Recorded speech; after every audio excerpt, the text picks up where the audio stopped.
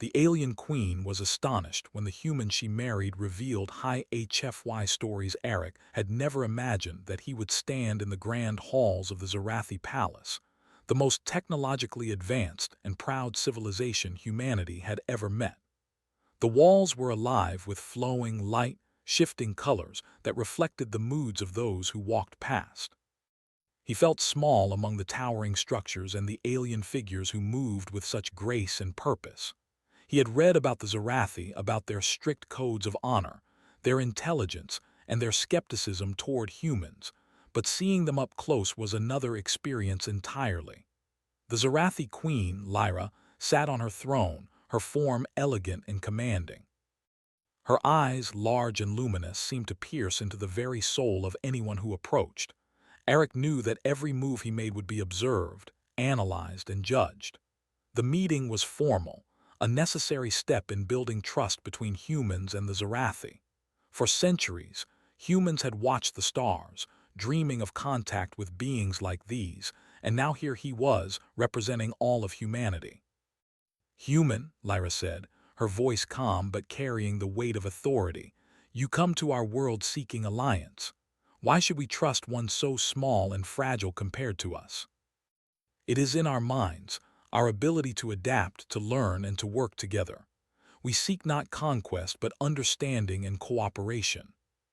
He had come prepared for this, not with weapons or technology but with knowledge, with insight into the Scifi culture, and with an unwavering determination to prove that humans were worthy allies. Over the next several days, Eric participated in discussions, demonstrations, and cultural exchanges. The Scifi were skeptical, often testing his reactions with complex questions, scenarios, and ethical dilemmas. At first, he stumbled under their expectations, misinterpreting some of their traditions and causing small frustrations.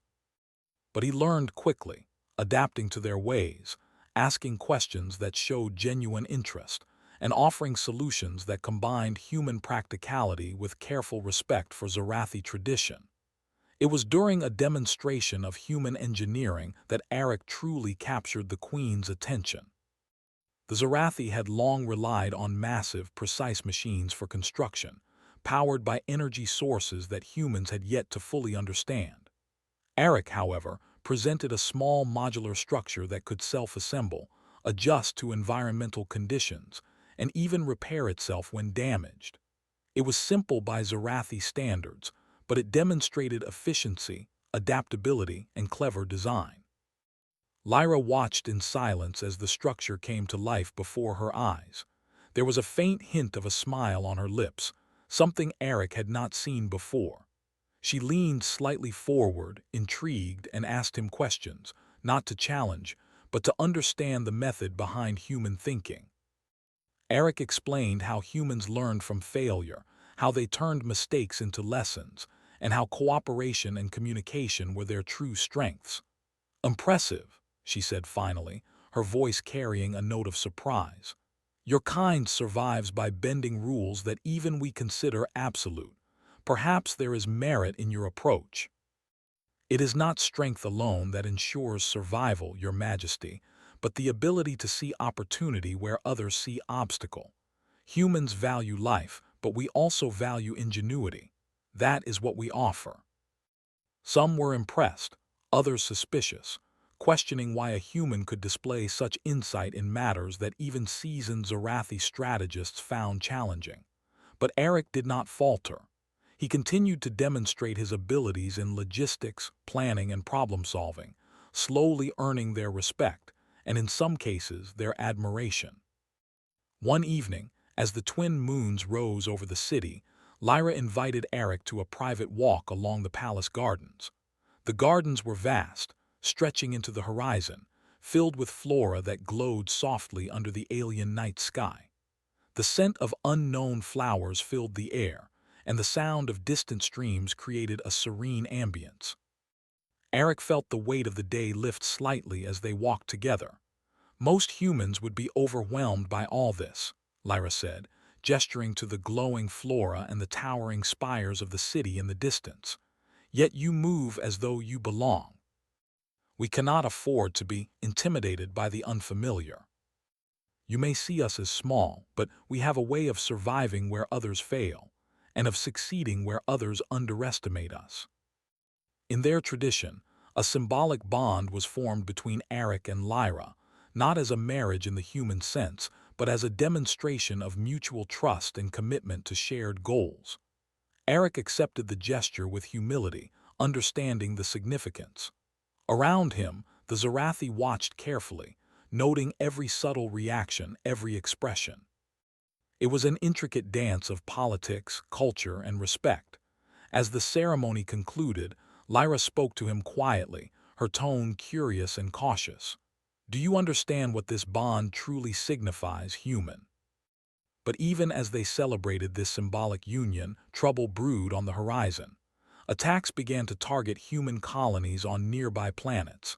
Ships were destroyed, resources seized, and outposts threatened. The Zarathi were puzzled. Their technology was unmatched, yet the attacks were precise and cunning, almost as if the attackers understood their weaknesses. Eric, ever observant, suggested a collaborative investigation. "Your Majesty," he said to Lyra, "we must combine your knowledge and strength with our unpredictability. Alone, neither of us may see the full picture.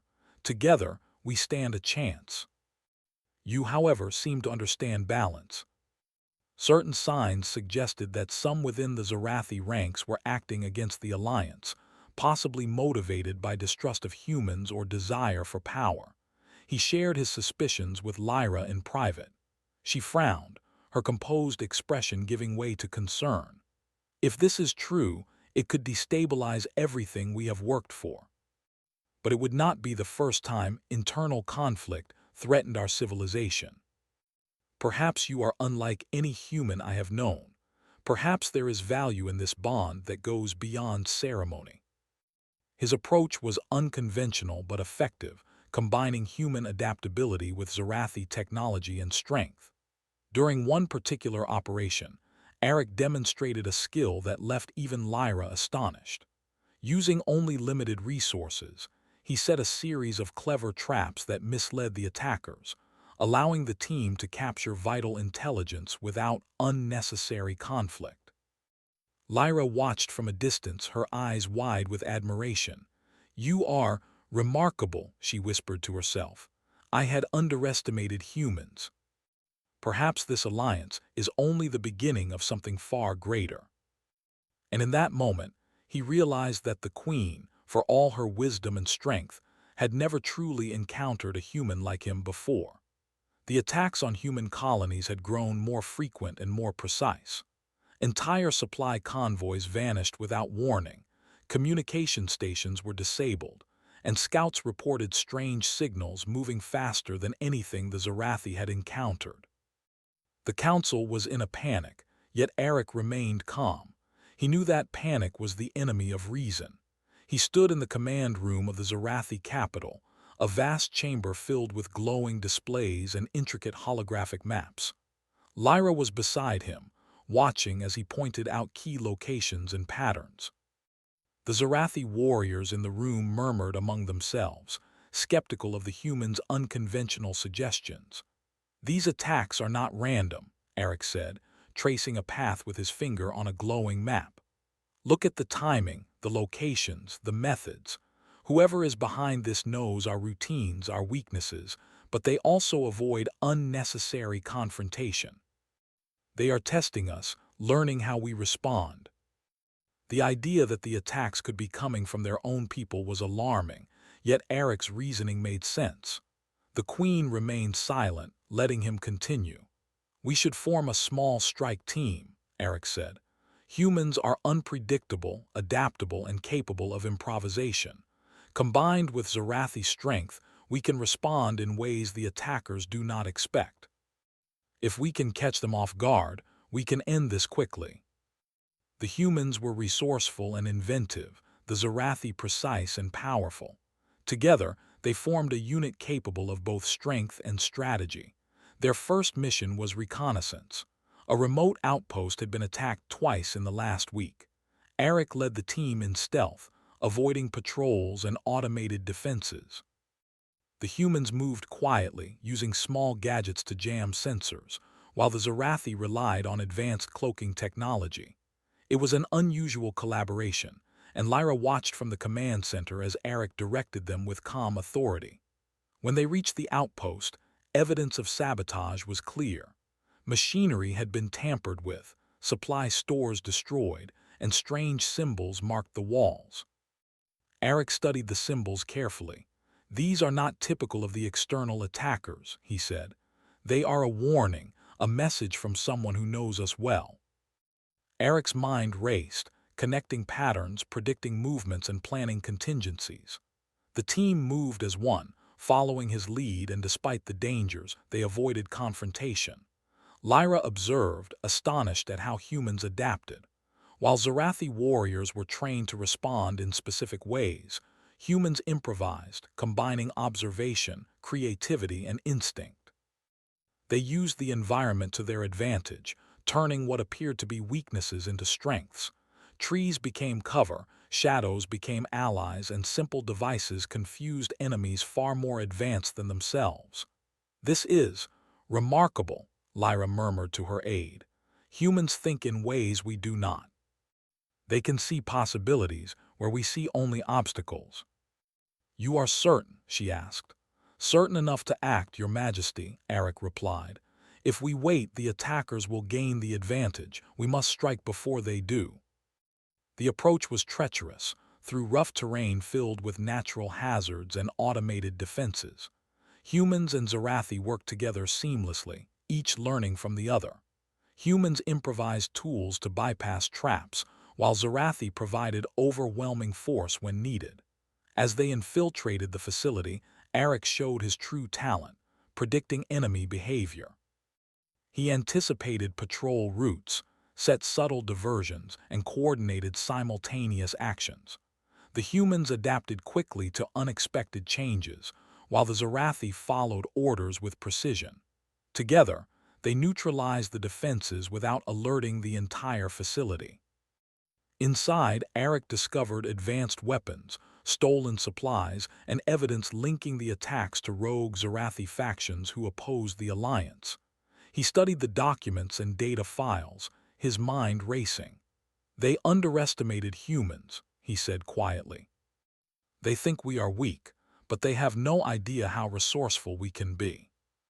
"You were right," Lyra admitted to Eric. "I had underestimated humans. Your strategy, your thinking, it is unlike anything I have seen." Each mission was more challenging than the last, but each revealed more of what humans could accomplish. They sabotaged rogue operations, rescued colonists, and recovered stolen technology. Eric's leadership and ingenuity became legendary among both humans and Zarathi. During one particularly tense mission, the team was ambushed in a canyon. The attackers outnumbered them, and the terrain favored the enemy. Eric quickly assessed the situation, using the environment to their advantage. He instructed the team to use natural formations as cover, set traps using the canyon walls, and create false escape routes. Humans and Zarathi worked together flawlessly, confusing and outmaneuvering the attackers. By the end of the battle, the team had neutralized the threat with minimal casualties. Lyra watched the operation through the command center monitors, her expression a mix of awe and admiration. "They are more than we imagined," she said. "Humans, they are extraordinary." He had proven that humans could stand on equal footing with the Zarathi, not through brute force, but through ingenuity, adaptability, and teamwork.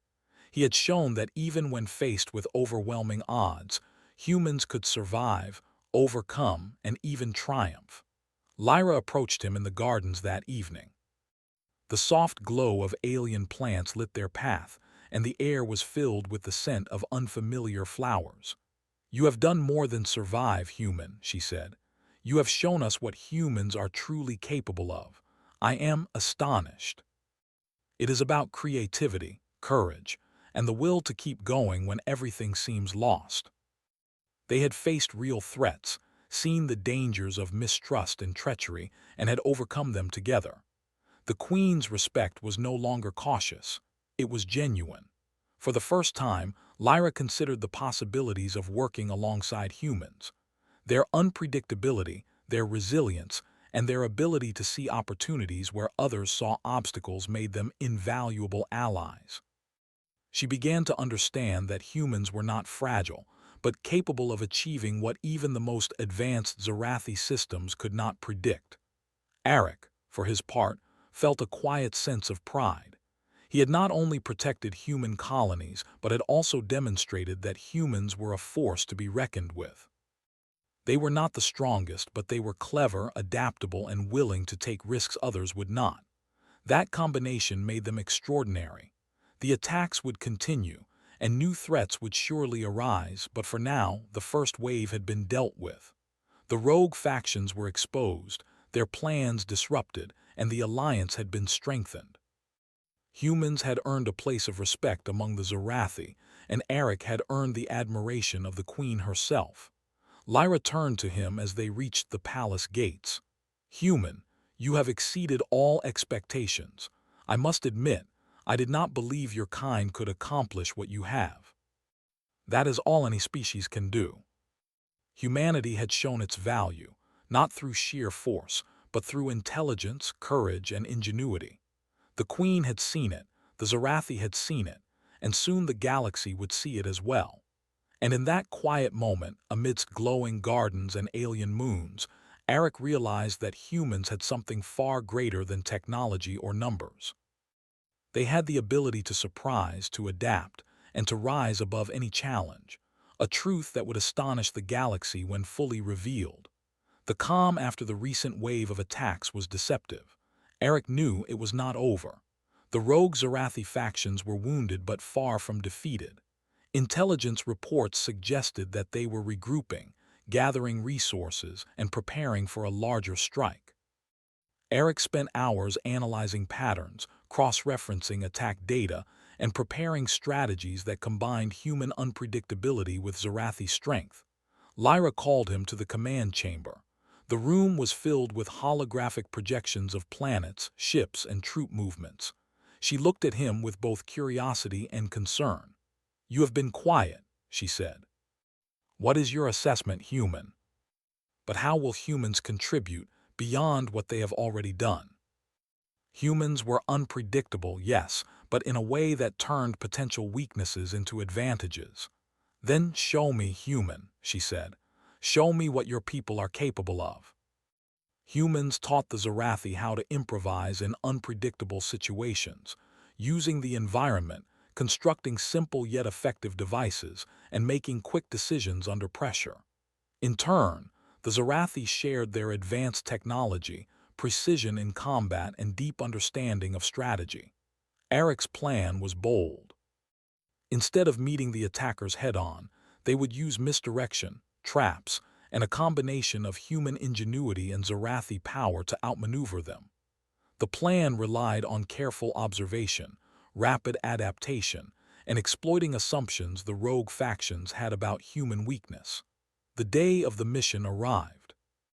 The team traveled to the suspected base of the rogue factions, a mountainous region with treacherous terrain.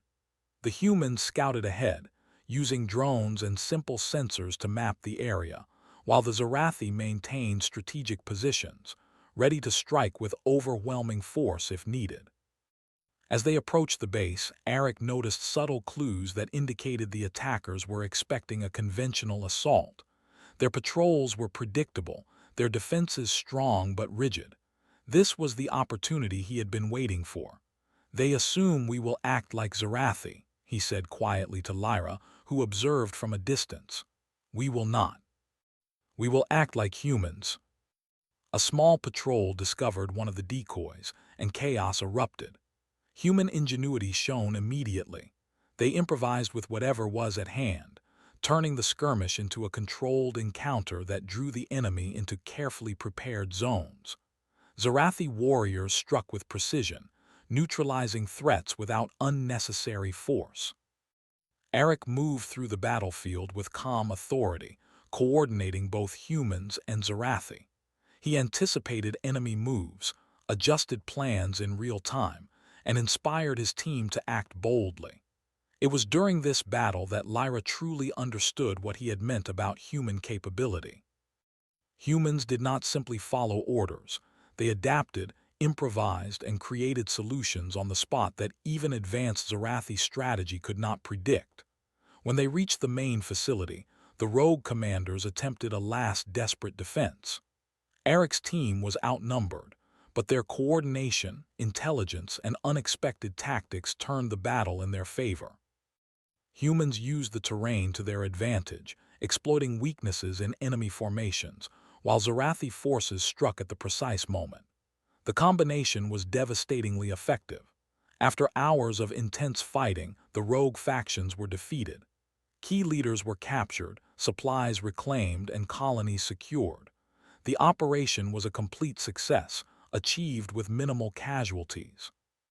Lyra watched the aftermath in awe, realizing the full extent of what humans could accomplish. Later, in the quiet of the palace gardens, Lyra spoke to Eric privately. "You have shown me something I could not have imagined," she said. "Humans are more than clever, more than strong in ways we understand. They are extraordinary, they adapt, they endure, they overcome. Your people, they could accomplish things beyond what even we, the advanced, could imagine. That is why I am astonished." The human colonies were safe, rogue Zarathi factions were neutralized, and Lyra publicly acknowledged the bravery and ingenuity of humans. The Queen's recognition was more than ceremonial. It was genuine respect for a species she had once considered fragile. In the following weeks, Eric continued to reveal more about human capability, teaching Zarathi operatives how to think differently. He explained how human history was filled with examples of resilience, creativity, and triumph against overwhelming odds. Lyra listened, fascinated, as he recounted how humans had faced natural disasters, internal conflicts, and unknown challenges, surviving through ingenuity and collaboration. "You speak as if humans are capable of anything," Lyra said one evening, watching the alien sun set over the city. "Are they? Then perhaps this alliance is only the beginning. Perhaps together, humans and Zarathi can achieve more than either could alone." Humans could adapt, survive, and thrive in ways the most advanced civilizations could not predict. In private, Eric shared a plan with Lyra for future collaboration. "We can combine human adaptability with Zarathi technology to create solutions for problems no one has solved before. Colonies can flourish, conflicts can be prevented, and together we can explore new worlds with efficiency and safety." Humans had faced overwhelming odds, proven their value, and inspired respect in even the most skeptical. The HFY spirit, the courage, ingenuity, and resilience of humanity, was no longer hidden. The Queen had seen it, the Zarathi had seen it, and soon the galaxy would see it too. The next challenge would be even greater. The rogue factions may have been neutralized, but the political landscape of the Zarathi civilization was complex. Other powers would test the alliance. Eric knew that humans would need to continue demonstrating their value, not through conquest, but through intelligence, collaboration, and ingenuity. Lyra stopped and looked at him. "I have been honest with you, human. I am astonished. And I am grateful. Your people have shown me a truth I did not expect. Perhaps humanity is destined for greatness in ways even we could not predict. That is all anyone can do. They could surprise, adapt, and overcome, and in doing so, they would astonish even the most advanced civilizations." Lyra turned to him, her eyes reflecting the moons above. "Then let us continue, human. Let us show the galaxy what humans are truly capable of." The alliance had been tested, humans had proven themselves, and the future held endless possibilities. Humanity was not just surviving, it was rising, and its ingenuity, courage, and determination would leave the galaxy in awe. The galaxy seemed calm, but Eric knew that calm was fleeting. The rogue factions had been neutralized, and the colonies were safe, but intelligence reports now indicated a far greater threat. A coalition of alien civilizations, long rivals of the Zarathi, were planning to exploit the instability caused by the recent attacks. Their goal was clear: to conquer, dominate, and take advantage of any weakness in the Zarathi-human alliance.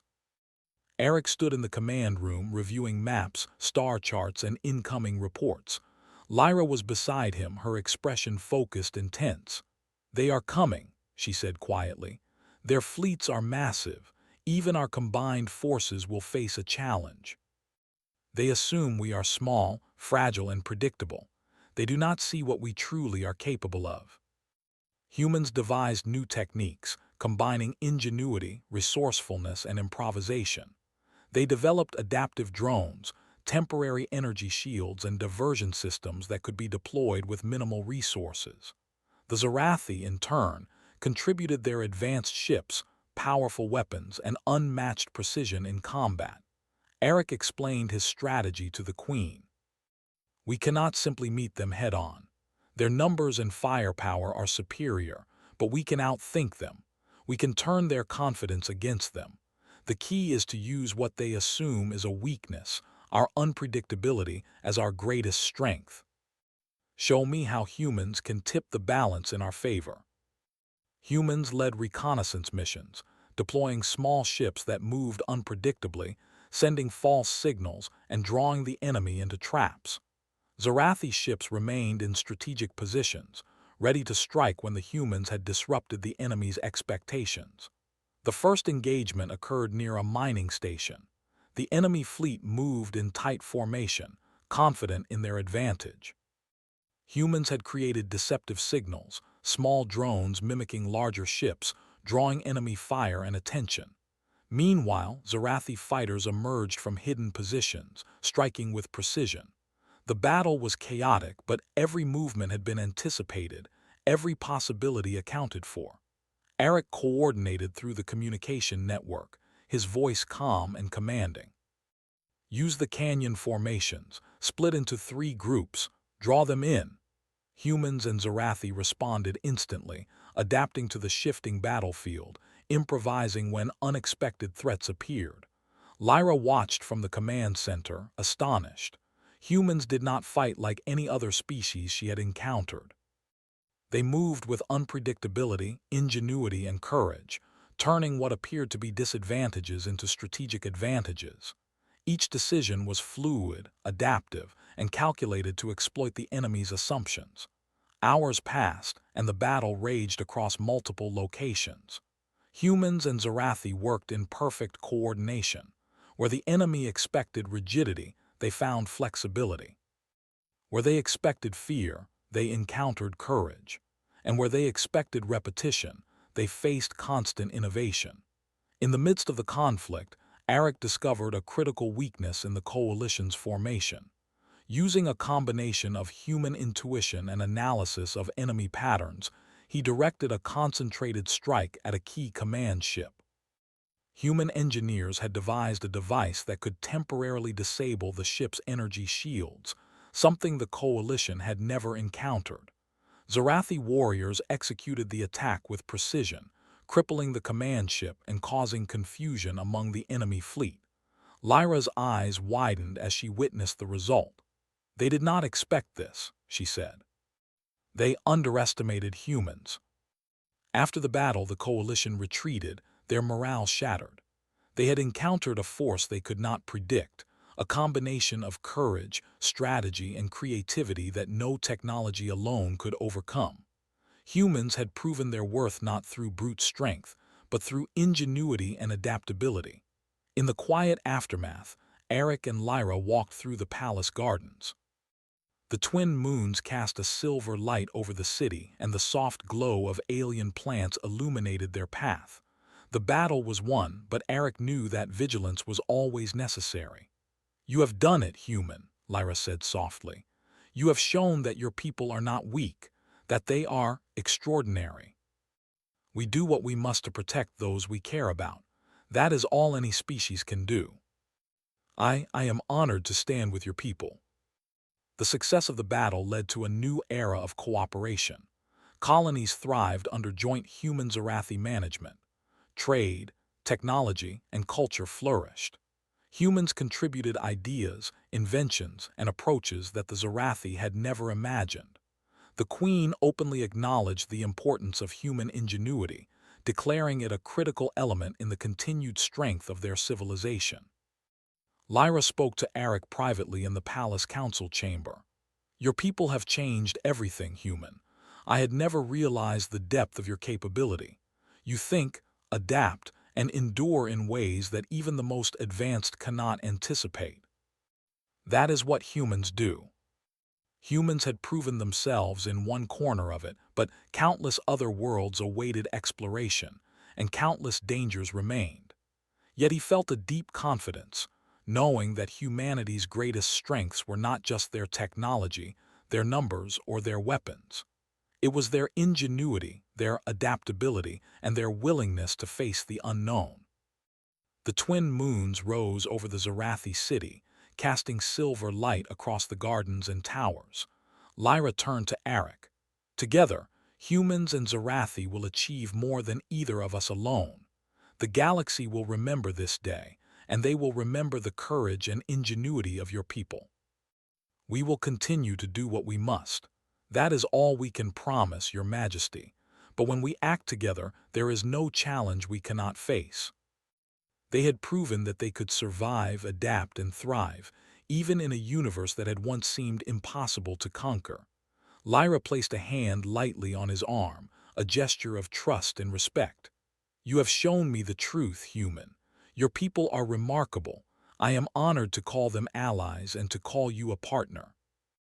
Humanity had faced impossible odds before, and they would face them again. But now they were not alone. With the Zarathi by their side, they could accomplish even greater things, explore new worlds, and leave their mark on the galaxy. As the stars sparkled in the endless sky, Eric knew that the journey had only begun. Humans had survived, thrived, and astonished. The HFY spirit, the courage, ingenuity, and resilience of humanity, would continue to shine, inspiring all who witnessed it. And the galaxy, vast and unpredictable, would never underestimate humans again. The alliance was no longer just a political bond. It was a testament to human potential, a reminder that even the smallest species could achieve greatness.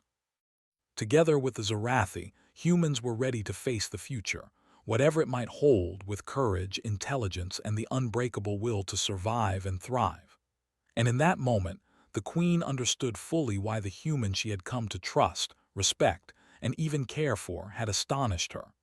It was not just his cleverness or bravery, it was the spirit of his entire species. The galaxy had witnessed the rise of humanity, and it would never forget.